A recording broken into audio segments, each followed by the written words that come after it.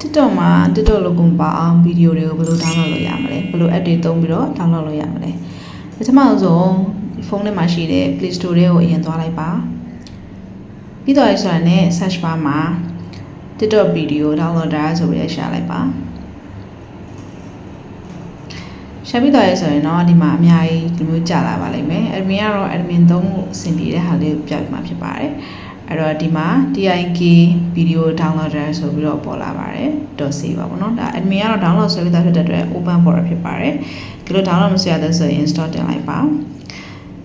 install တင်ပြီးသွားပြီဆိုရင်တော့ဒီဖုန်းဒီကနေပြန်ထွက်ပြီးတော့ TikTok တွေကိုဝင်ပြီးရင်အဆင်ပြေတဲ့ video တစ်ပုဒ်ကိုဒီ share ဆိုတဲ့နေရာလေးမှာအောက်ဆုံးက copy link အပြန်အောင်လေးနဲ့ copy လုပ်ဆိုရှိပါတယ်အဲ့ဒါလေးကိုနှိပ်လိုက်ပါပြီးသွားရင် link copy ဆိုဖြစ်သွားပြီပြီးသွားရင်ကတော့ download လုပ်ထားတဲ့ app တွေကိုပြန်ဝင်လိုက်ပါဆမ်းမင်းသားဆိုတော့အောက်မှာ video download video ဆိုရှိရပေါ့နော်အဲ့ဒါလေးကိုနှိပ်လိုက်ပါကြော်ညာတော့နေများပါတယ်